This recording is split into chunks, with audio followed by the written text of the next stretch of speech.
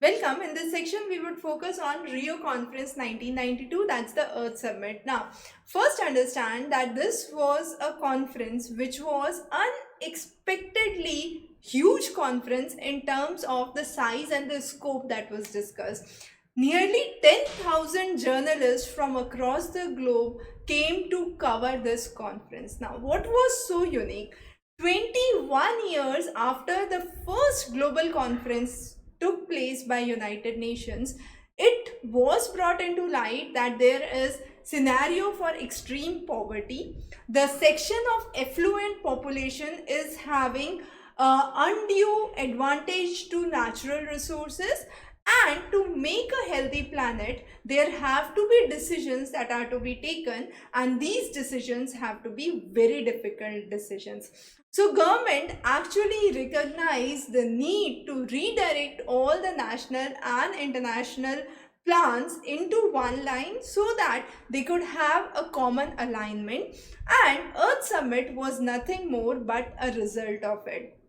So this 2 week of Earth Summit that happened has its backdrop back in December 1989, and in 1989 there were a series of leaders, specialists, scientists, planners, educators who came together to bring in a negotiation among the members of United Nations. And one of the major results of this Earth Summit was Agenda 21, which was brought into account, right? Now, what were the things, what were the key issues that were discussed here?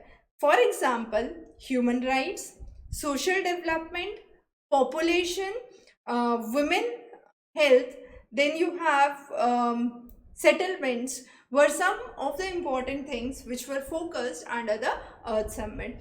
Also, as a result of this, there was a World Conference on Human Rights that took place in Vienna, and that was in 1993, 1 year later after the Earth Summit. So, to begin with, the Rio Conference, which happened, came up with three important agreements. What were those?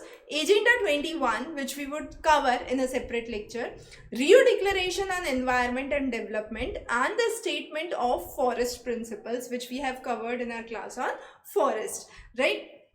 Now, this declaration, which came from 3 to 14th of June 1992, was a declaration which was adapted from the Stockholm Convention, and this was in 1972. So the idea was to establish a new and equitable global partnership by creating new levels of cooperation among the states, and then working towards an international agreement which respects the interest of all the member nations of the country, of the international community, not one country, right? So as a basis of this, there were 27 principles that were laid down. We'll understand these 27 principles one by one. All of them are important. We have the exact text on the slides so that you can have the language for your better understanding. But just to have a summary, we would be discussing each of these 27 principles which were laid down under the Earth Summit. The first was a foremost concern to have an idea of sustainable development, and this idea of sustainable development said that using the natural resources in such a way that it is available for the future generations to come as well. That means living in harmony with the nature.